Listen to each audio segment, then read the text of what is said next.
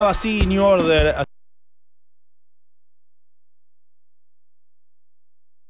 Si no tienen ese disco, es lo mejor, o casi lo mejor que pueden tener de New Order, porque tienen todas las canciones de la vida, en versión y una versión de Bizarre Love Triangle que dura 700 años. Dicho esto, está con nosotros finalmente Ewen Bremner, aquí sentado para charlar. Está Bugis, nuestra traductora estrella, que hoy tiene doble programa, porque a la tarde tenemos que ir a ver a John Waters, así que Bugis, bienvenida a la Argentina. Muchas gracias. Es un placer estar de vuelta. ¿Tuviste que faltar al trabajo? ¿Tuviste que avisar algo? No. Ah, perfecto. Para comenzar, ayer estuvimos en la Usina del Arte viendo el workshop, la masterclass que dio sobre actuación. Fue muy lindo, muy cálido. ¿Le puedes decir eso, por favor? Porque me quedé con ganas de decirle eso. So yesterday Sebastián was at your workshop and he said that it was really warm, really pretty. He felt really good being there. Miraba a la gente a los ojos. La verdad, sentí que abría su corazón y que era muy generoso con todo. Por favor, decirles. You looked at people in the eyes and he felt that you opened your heart to the audience and it was really generous and really beautiful to be there. Oh, muchas gracias. No, gracias a vos. Thank you, Stephen. I'm very pleased that it communicated to you, and there's a conversation that continues about these ideas. So I'm happy to be able to be part of this conversation, or to involve in this conversation. Bien, dice que está muy contento, se siente muy realizado de que hayan entendido lo que él quiso hacerlos parte ayer y está muy contento de seguir con la conversación hoy. Bueno, lo que sentí en el comienzo de la charla es que se preocupó especialmente en rápidamente quitar la idea de la estrella de Hollywood o del cine o la actuación como algo lejano a la gente y plantear una igualdad, una equidad con los que estaban en la conversación. So you quickly, Sebastián is saying that you quickly showed that you wanted to step away from that Hollywood star status to that Hollywood audience, and you just wanted to be more close to the people, to be equal to the people that you were talking to yesterday. Oh, well, yes, I think this Hollywood star idea is an illusion that is dangerous for your mental health to invest in, and it's not a good reason to become an actor. Bien, dice que la idea de Hollywood es una idea súper peligrosa que no le hace bien a la salud mental. Exactamente, que no le hace bien a la salud mental, que no es lo que deberías estar apuntando si quieres ser un actor. I think my home environment, Scotland, that I grew up in, and a lot of my work has been made in like the Trainspotting films, and also Acid House, which is here at the festival as well. They're born from a socialist environment, which is about care for your society and the people around you, and this is not compatible with, to me, it's not compatible with this idea of this Hollywood hierarchy and the idea that gods walk amongst us. This is to me, it's an illusion, and so I feel that there has to be some purpose towards my work. That what is the purpose? What is the point of the work that you do? And I think this is a question I have for myself, and I think this is a common question for most people anyway. Bueno, dice que hay que separar también esta idea. Bueno, conecta con su ciudad natal en Escocia, conecta con su trabajo que siempre fue en Trainspotting o producciones escocesas, como en un ambiente mucho más socialista, social, pensar en el otro más que pensar en la industria. Dice que no hay que pensar en esta idea de que las celebridades hollywoodenses son como dioses que caminan entre nosotros, y pensar en el laburo actoral como cuál es el propósito que yo quiero hacer con esto, qué es lo que estoy buscando y qué es lo que quiero transmitirle a la gente con mi trabajo.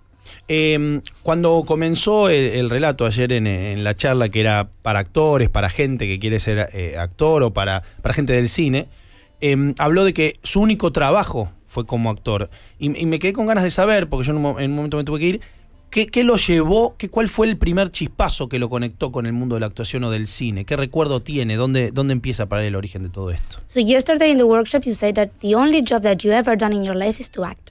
You've never had any other job. So Sebastián wants to know, what was the first encounter with cinema, with acting, to be able to be an actor after all of these years? Sorry, I don't understand the last part of the question. I mean, he wants to know, how do you approach acting? How did you first encounter the job, the task itself? Okay, through community theatre and being around older kids who just seemed very exciting and funny to me. I was around other kids. It just made me laugh and laugh and laugh and laugh. And I enjoyed their company. And so each week I would go back to be part of this group of people that were making theatre in a community theatre environment, youth theatres. And these were programs that were funded across the city where I was growing up, But, they don't really exist so much anymore.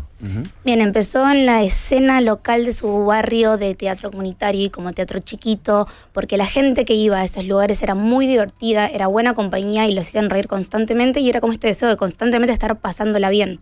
Esa escena ya no existe más, pero fue su primer encuentro con la actuación, esta idea de querer estar alrededor de gente que te hace reír y te la hace pasar bien. ¿Hubo alguna primera película u obra de teatro o libro que lo impulsó a querer hacer eso? So there was a first movie, a book, a play that pushed you to go to acting? No, honestly, I did not take acting seriously as a career until the success of Trainspotting, the film, because until that point it seemed like a ridiculous wish to make a living from as an actor. Although I had been making a living for 10 years as an actor until then. Maybe I've been working professionally for 10 years. I've been making a living all that time, but I had my own apartment in London. I was able to survive, but I still did not take it seriously until I was in my mid-20s. And that was because Trainspotting was successful. I felt like, oh, wait a minute. I should take this seriously and pursue this, Bien, dice que cuando empezó actuando, antes de Trainspotting, llevaba más o menos 10 años actuando, pero nunca pensó en la actuación como una manera de trabajar, como un laburo para siempre.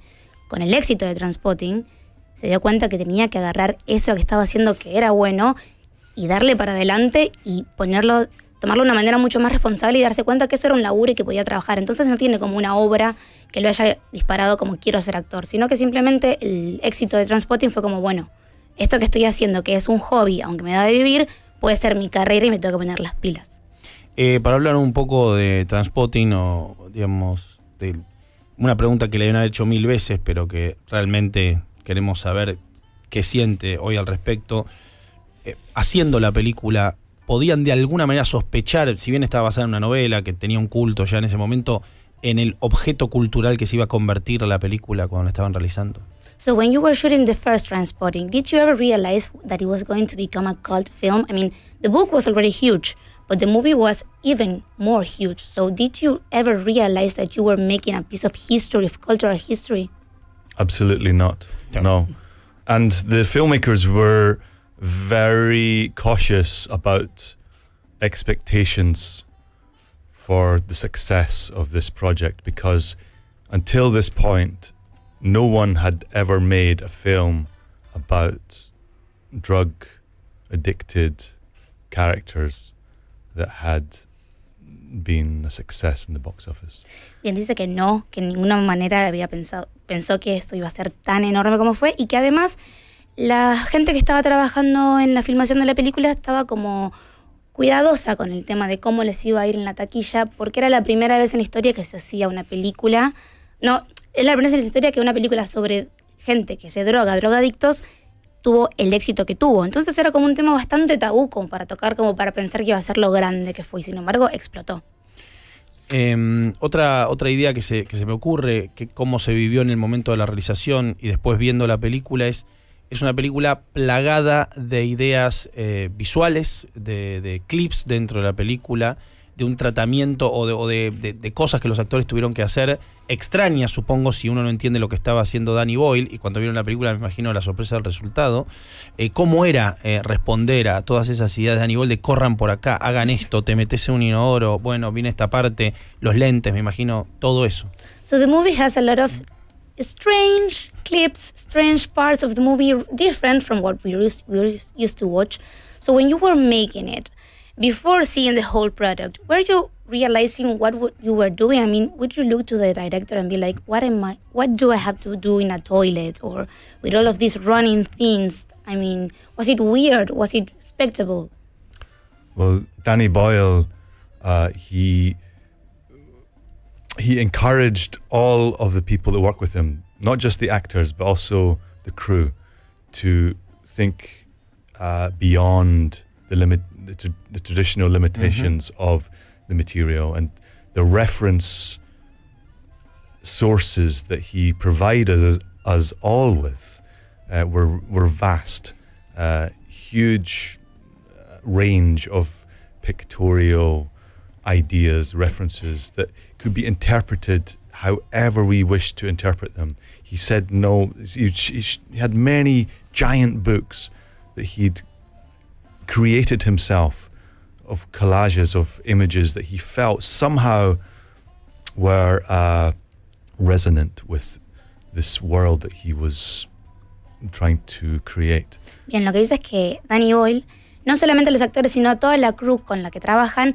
los empuja a mirar más allá de lo que estamos acostumbrados a ver en el cine, para que todo el mundo esté en la misma sintonía de que vamos a hacer algo diferente. Cuenta que tenía un montón de referencias, que armaba libros gigantes de collages de lo que él veía visualmente que podría llegar a ser la película, para que todo el mundo entre en ese panorama, y que además vos podías interpretarlo como vos quisieses, y que podías reinterpretarlo como vos sintieses que eso que él te estaba transmitiendo tenía que ser interpretado. Así que es muy interesante trabajar con una persona como él. And he created this world where everybody has a license to go beyond. You know, we have a license to go beyond reality into the absurd, but the root is in reality, and in an emotional sense also, as well as a social sense. Y también creó este mundo donde estaba permitido que cualquiera que sea parte de él vaya más allá de la realidad de la que estamos acostumbrados, pueda ir un paso más allá, y con eso no solamente como que es algo dentro de lo abstracto, pegado a la realidad emocionalmente, claro, y socialmente también. No solamente la realidad que estamos acostumbrados, sino una realidad emocional. Yo vi la película a los 20 y pocos, una película hecha por gente de 20 y tantos también, y era una película para nosotros, una película de la cual un joven se podía apropiar rápidamente. Hoy, como artista, ¿qué siente cuando piensa que en los 90 una película para jóvenes era Trainspotting, y hoy la gente joven ve Crepúsculo o Las 50 sombras de Grey? So Sebastian saw the movie when he was in his mid-20s, as well as the people that were working in the movie were in their mid-20s. So he's asking you, what do you feel like 20 years later, that now young people had different movies? They don't have a Trainspotting, they have a Twilight or a 50 Shades of Grey or whatever saga is out now, but they don't have like a cult film like Trainspotting to watch and to be sort of, you know, taking inspiration from. And I disagree, respectfully, because I think that there are filmmakers now making extraordinary films, young people in great command of their powers who have a much wider frame of reference than we had. We had the same commercial, I'm trying to think of a word, it's not a slang word.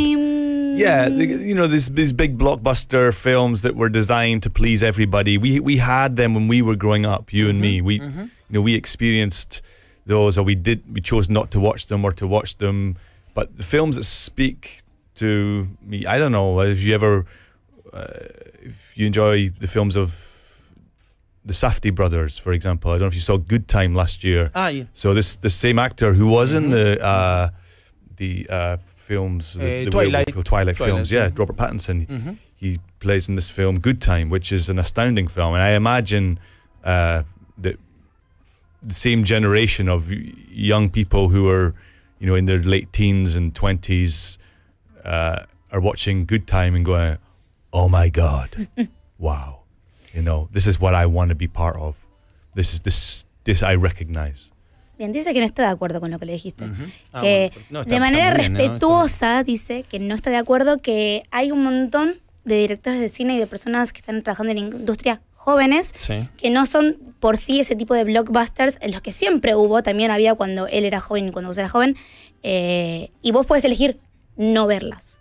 O sea, dentro de todo el espectro de películas siempre va a haber una película comercial que está pensada para que todo el mundo guste y que todo el mundo vaya al cine y que se hable y va a ser súper popular. Y también tenés lo otro, que es lo interesante. Menciona a Robert Pattinson, que está en Crepúsculo y en Good Times. Y en Good Times, que es una película que se estrenó el año pasado. Entonces, lo que piensa es un chico de 20 años, de 25 años, que ve Crepúsculo y después ve Good Times, se da cuenta que lo que quiere estar dentro de Good Times, no quiere estar con Crepúsculo en la parte comercial, blockbuster, de alquilar una peli el sábado a la noche. Igualmente, para hacer una coda a esta respuesta que dio, le quiero preguntar si no piensa que quizás sí Mark Renton está de acuerdo conmigo, porque en Trainspotting 2 le suelta un speech a una millennial bastante contundente respecto de la diferencia de aquella generación de 20 y esta de hoy. So his answer is that Mark Renton would be in the same train of thought that Sebastian, because in Trainspotting 2 he gave a millennial some sort of speech of talking about the different generations, so maybe. Yes.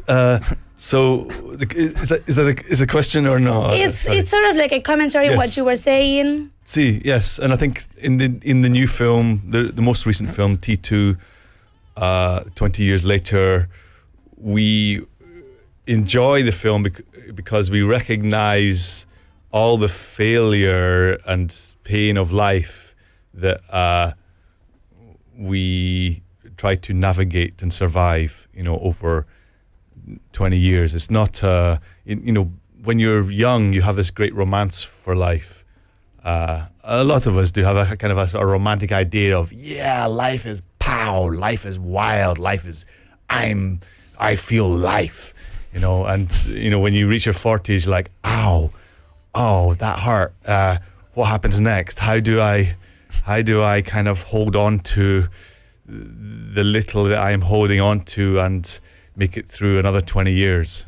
You know, the whole, I think one of the things about T2 film, it successfully demolishes the myth of masculinity that young men are gripped by, you know, in their 20s, and it shows that it's you see these guys who are now empty shells in their later life. And it's the women in the story that have the muscle and the power and the control. You know, they are in control of their lives, and the men are spinning out of control, lost.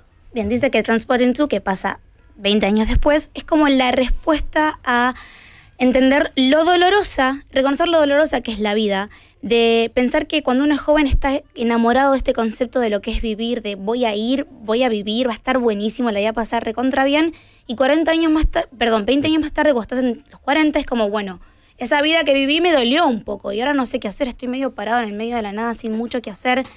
Menciona que como que Trainspotting 2 es como la destrucción de esta idea de masculinidad que presenta la película 1, esta idea de que estos hombres ahora son como unas cáscaras vacías, que no hicieron nada, que en los 20 años siguen iguales, y que el personaje femenino es quien está en control de la situación, el que toma el poder. Y es como una idea también para pensar esto de que la juventud de los hombres jóvenes que dicen, me voy a comer el mundo, te comes el mundo, pasan 20 años y el mundo te escupió y te devolvió.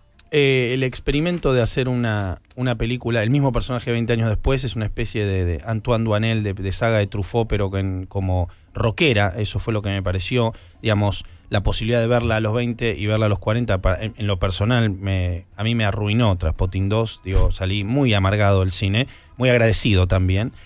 ¿Cómo vivió él ese proceso de verse? ¿Volvió a ver la primera película? ¿Cómo reconectó con Spud? So if you play the same character 20 years later, Sebastian is saying that he's the same age as the character, so when he went out of the cinema after seeing the second part, he felt hurt but thankfully it hurt. I mean, it was like a good... Devastate. Yes, it was like a good feeling of feeling devastated. So he's wondering how it's like to play the same character, not only 20 years later, but a different character, sort of. And if you watch the first movie, did you saw your first work to reflect on your next work? How did you prepare yourself to play the same character 20 years later? Oh, okay, good. I think the pain is good. I think because the first film, Trainspotting, it recognized people that did not feel recognized in a way that the power of it was that people felt, yes, I know this world. This world. Why is nobody showing this, you know? And I think now with the most recent film, T2, people feel recognize the pain. It's not a part. Life is not a picnic, you know. It's not a party. There's a price to pay. There are consequences, and we recognize that. And it's like, thank you. It hurts, but thank you. And sorry, the second part of the question was... How did you prepare yourself to play the same characters 20 years later? Well, let me translate this and then we go to the character. So dice que... Buji te pone los puntos. No, pero... soy una persona, no una máquina. Muy bien, muy bien. No, vos le tenés que marcar la cancha, dale. Dice que el dolor es bueno.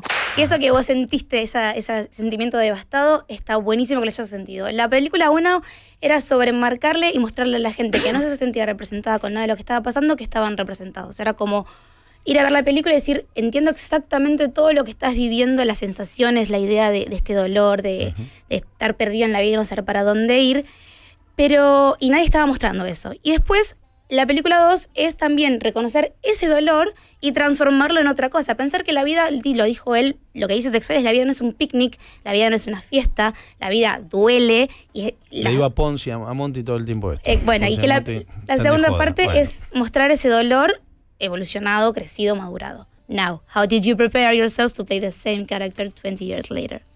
Well,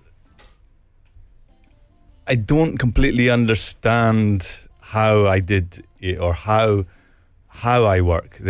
To analyze this is not easy for me, but it's not easy for me to be accurate. I did not watch the original film, but this idea of the character lives somewhere in me. The feeling of the character is alive in me. So the main thing that I had to contemplate was 20 years have passed. What has happened? Why am I still alive? How have I survived 20 years? What have I been through? What are the wounds that I carry with me? What are the scars? Where am I going? Where do I think I'm going? And so these are the main questions that I had to find answers for. Bien, dice que no entiende él, en realidad, cómo se preparó para volver a hacer No vio la primera esta película, eso lo aclaro. Exactamente, dijo que no vio la primera película, sino que lo que hizo fue como pararse en un lugar mucho más retrospectivo y pensar cómo yo hoy, por ejemplo, sigo vivo, o hacia dónde estoy yendo, o qué hice para sobrevivir, o por qué, o dónde estoy parado, a dónde quiero ir, cómo me siento, y en ese aprendizaje interno pudo volver a interpretar el personaje porque hay una parte del personaje que siempre vivió en él. Entonces, no se fue nunca Spad de Ewen, estuvo siempre ahí adentro. Entonces se pone a pensar todas estas preguntas con la mente de Spad y así llega a la construcción del personaje. Monty, acaba de contestar exacto lo que iba a preguntar. Perfecto. O sea, ¿qué cosas, con qué cosas se identifica, que es más o menos eso? Y si le pasa a veces en la vida cotidiana que piensa más como pensaría Spud, que como si a veces se le cruza Spud en su vida cotidiana, digamos. So you mentioned that the character lives inside you, whether you like it or not. So does it ever happen to you that you're in an everyday situation and you react like Spad, or do you think like Spad, or do you think like Spad would say this?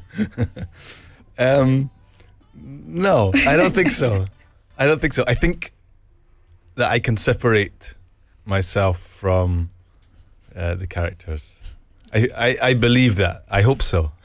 Quien dice que no y que él espera, que cree que puede separarse de los personajes a los que interpreta, o por lo menos espera poder hacerlo, porque si no... It's very important for me to be able to disengage from my work. At the end of a day, at the end of a production, I need to disengage from it. I don't want to carry it with me. I want to leave it because I need to know who I am. I need to feel like, okay, I'm here. I'm here. It's okay. I know who I am. I don't want to feel like I'm dragging a character with me through outside of the workplace. Dice que es muy importante para él que una vez que termina con una producción, con una película, con lo que sea que esté trabajando, dejar el personaje en esa producción y seguir con su vida como si fuese él, para saber bien quién es él. Necesita cerrar ese círculo y seguir con, si no, no sabe bien quién es. Imagínate el marote de... Yo quería preguntar si las drogas cambiaron, pero piensa que la juventud sigue teniendo esas mismas dudas existenciales, ese vacío, ese no futuro que tenían en Trainspotting 1, o si eso también cambió, si los vacíos que tiene la juventud ahora él piensa que son otros. So drugs changed over the years. So do you think that it's the same existential crisis that people went through changes as well with the drug consume? I mean, do young people have different things to wonder, different things to ask, different things to go through? I think all the problems of existence, all our existential problems are constant through time, and I think we live in an escapist culture, and this has grown and grown and grown since I was a kid, you know. And one of the driving things of this is the commercial capitalist system, which says, you know, if you give me money, I will give you this thing that will make your life better. And we are bombarded constantly with the same image, same information. Give me money, I will make your life better. This water is better for you. It's new. It's improved, and the bottle is just unbelievably enlightened. And so everything is designed to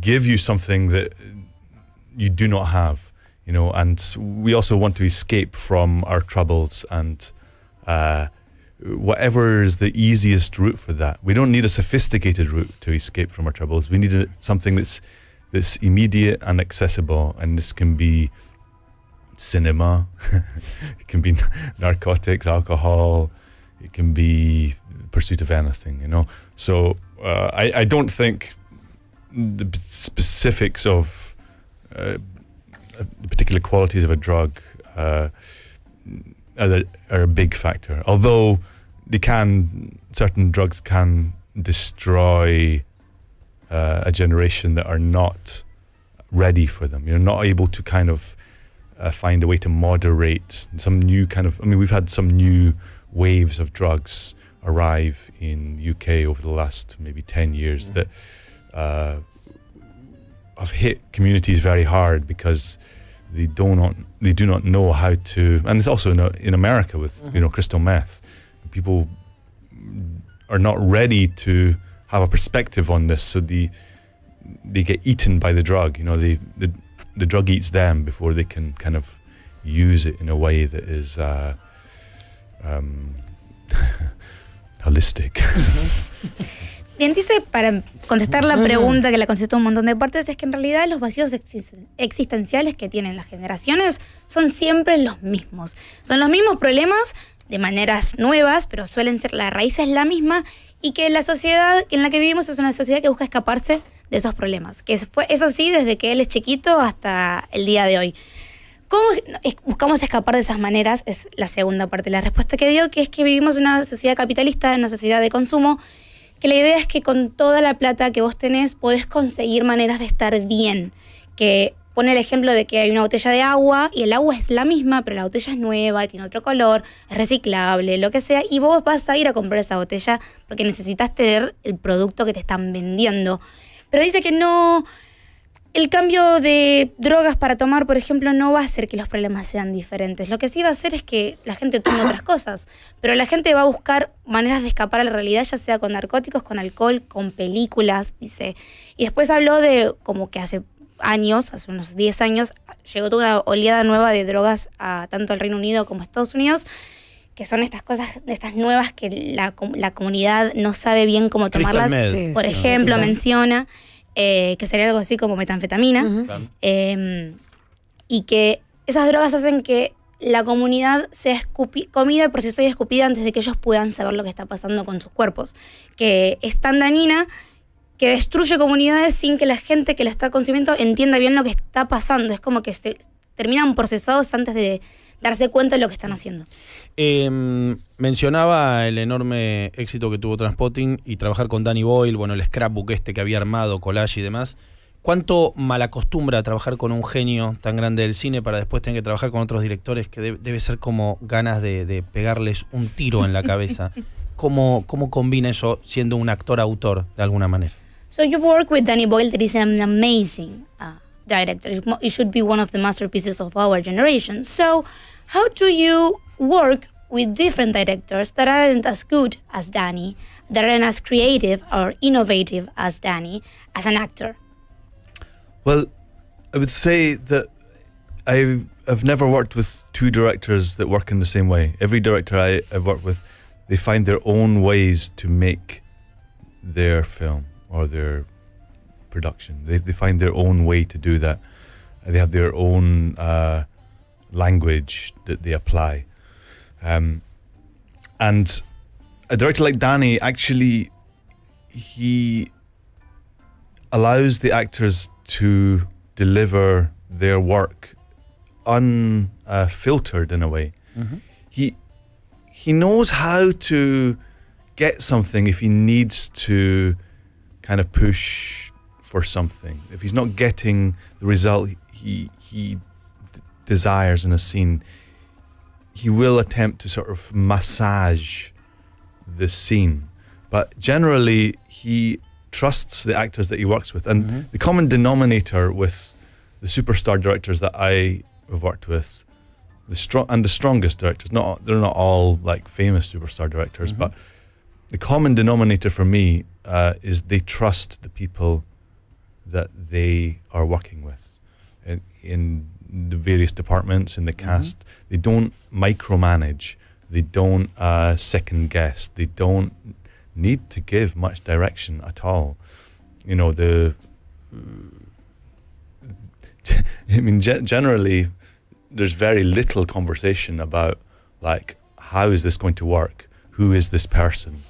They cast and they trust you to do your job.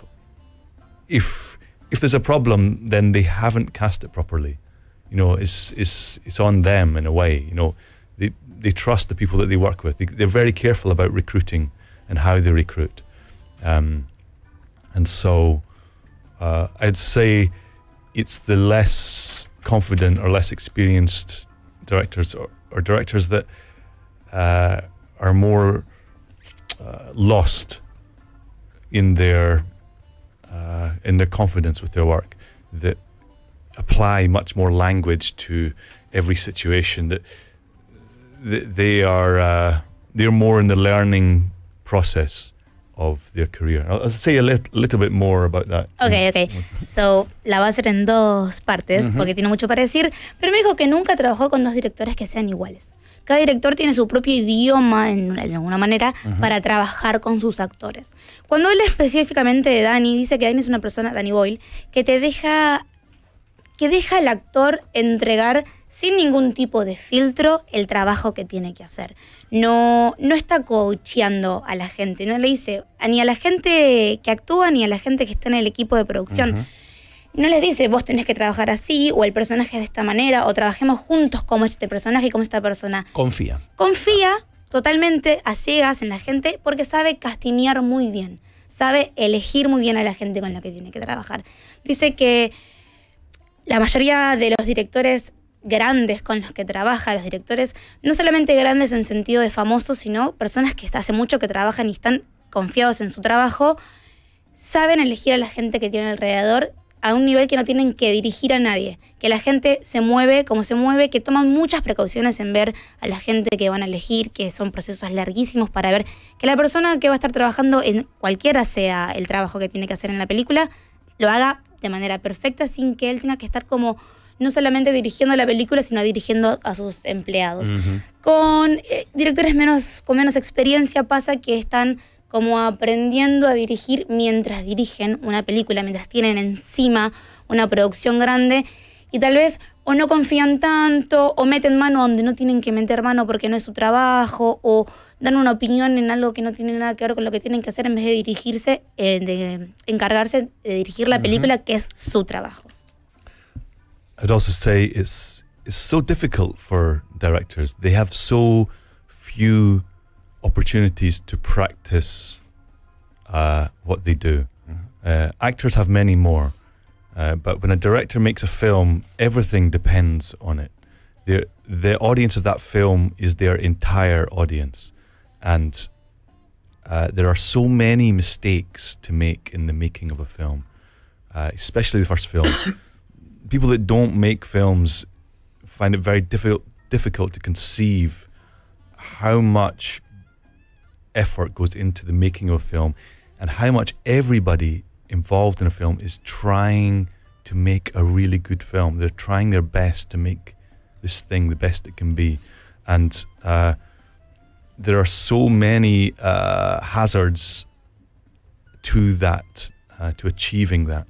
And a director only gets really one chance to make a film, and then it is seen and judged. For an actor, they have many chances. I can make 10 films that won't really get seen by an audience, and then maybe I'll do one that gets, a big release and is popular.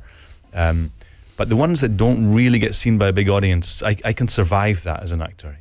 I could do terrible work in them. I could do my worst performance ever, and I could probably still survive as an actor. I could come away with a career. But for a director,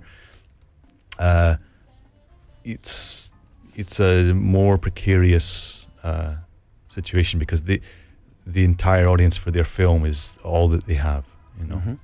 Dice que para los directores igual es mucho más complicado que para los actores porque el director tiene como una sola posibilidad de mostrar su laburo. Él dice que él puede trabajar en un montón de películas y tal vez las películas no están destinadas a una audiencia muy grande y puede trabajar mal en esas películas y nadie se va a enterar que él trabajó mal en esas películas, se van a enterar que trabajó bien en la película que se hace conocida. Entonces, el director tiene una sola posibilidad de ponerse ahí y ser exitoso porque la audiencia del film lo está mirando a él más que a los actores. Si la película es buena, es responsabilidad del director. Es responsabilidad de los actores, un montón de cosas, pero la responsabilidad final es la del director. Entonces es mucho más complicado porque si la primera película que haces o la película grande que haces no es buena, hay chances de que no vuelvas a ser un respetado, entre comillas, que no es algo que no le pasa a los actores. El actor puede trabajar en una película, hacer un trabajo que no esté del todo bien o trabajar en un personaje que no esté bueno y va a seguir viviendo de eso. Puede hacer 15, 20, 25 películas malas, una buena, sin embargo puede armar una carrera de eso. Si el director arruina su chance de mostrarse al mundo como director, probablemente no pueda tener una carrera haciendo eso. Entonces es mucho más complicado para los directores que para los actores. Para ir cerrando, porque la verdad espectacular la visita. Ayer en la masterclass pasó una serie de fotografías y mencionó a Michael Haneke, que creo que las fotos, algunas estaban, o del fotógrafo estaban dentro de la película, y la verdad me pareció muy, muy rico, muy valioso que un actor hable de otros directores o de cine o divulgue también incluso la obra de un fotógrafo. ¿Cómo vive eso, digamos, ser cinéfilo, ser apasionado, ser actor? También cuando no necesariamente gente que se dedica a esto se encarga de ser embajadora de estos artistas. So yesterday you showed some photograph took by Michael Haney. No, que estaban en una película de Michael Haney. Sorry. They were in a film. Yes. Luc de la Haya, yes. Luc de la Haya es el fotógrafo, estaban en una película de Michael Haneke. So they were in a movie by Michael Haneke. Sorry. Yes, Code Unknown. Okay, dice que se llama Unknown. So how do you feel as a person that is an ambassador? For example, you were an ambassador yesterday. You were just talking about other directors, other actors, other photographers. I mean, you took a job of just being the person that communicates to people about other people's job. So, a commentary about that. ¿Por qué hay actores que no lo hacen? Digo, no necesariamente lo hacen todo el mundo. Eso. Why do you think that there are actors that don't do it? No son cinéfilos. Don't take chance to promote other people's work. They are not as huge movie fans as you are. Well, I feel that I love my work. I love the tradition of cinema and the project of cinema, and to be part of that project is the greatest privilege that I have in my working life. And I feel that cinema speaks to you or it doesn't. A film speaks to you or it doesn't. If a film speaks to you, there's something profound, and I feel like to be part of this tradition is a wonderful thing, and I don't see it as promoting somebody else's work. That's not how I feel. I don't feel, oh, I'm promoting this other filmmaker's work or this actor's work. I feel I'm talking about it because it inspires me. I'm inspired by this idea, and the work that I am involved in, the purpose of the work is to communicate and to move the culture forward.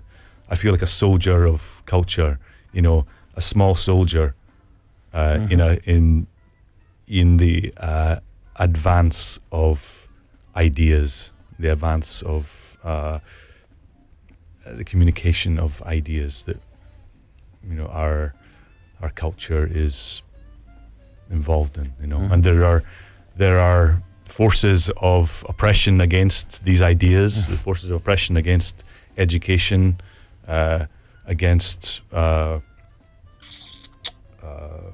certain philosophies, but I feel like I'm a small soldier of culture, and I feel like my comrades are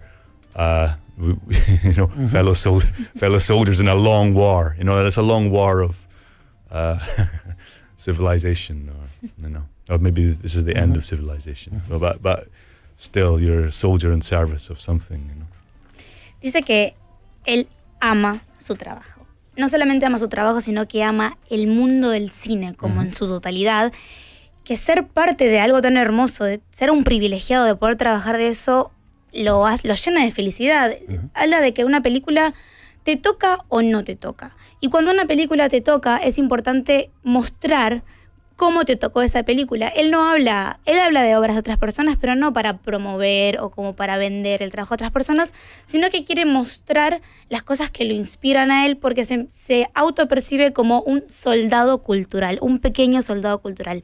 Dice que estamos como jugando una batalla donde es importante mover los productos culturales para que la gente los vea, sobre todo porque hay como esta idea de oprimir a la educación, oprimir ciertas filosofías para que la gente no las conozca, y él se siente como un soldado que tiene que llevar esa batalla adelante para que la cultura sea conocida por la mayor cantidad de personas.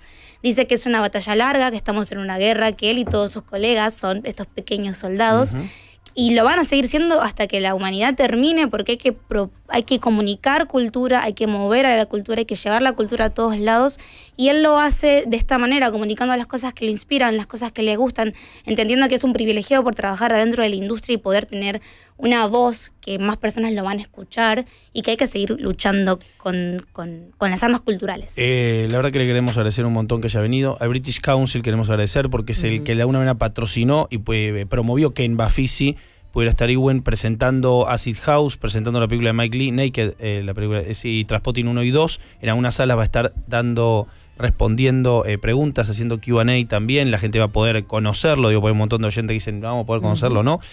Al Bafisi también le queremos agradecer este detalle hermoso. 20 años cumple el Bafisi y la verdad que lo está celebrando con la presencia de Ewen, la de Garrel y la de John Waters, una cosa increíble. Y es muy valioso, digamos, esto, por favor, decíselo, es muy valioso que un artista de la estatura que tiene él, digamos, plantee su trabajo de la manera que lo hace, ayuda mucho a conectar, mata muchos mitos que son peligrosos, como dijo, de la salud mental, y le queremos agradecer que haya venido y estar aquí con nosotros y las cosas que nos va a afirmar, ¿no? Porque la vida es así también. Thank you so much. He's been really grateful for you to be here talking to us, to be here showing your work, communicating the amazing things that you just said about this myth and about the mental health and about taking care of oneself. He's really happy to have you here to celebrate the 20th anniversary of Bafisi. So thank you so much, Ewen, for being here talking to them and to have a wonderful interview. You said amazing things, so thank you very, very much. Muchas gracias. Thank you. Gracias a vos. It was I'm very happy to be talking with you and thank you for the great questions. Dice que está muy contento de haber estado acá y que las preguntas estuvieron buenísimas, así que gracias. Gracias, Buji. Vos tenés doble jornada hoy. En un rato John Waters.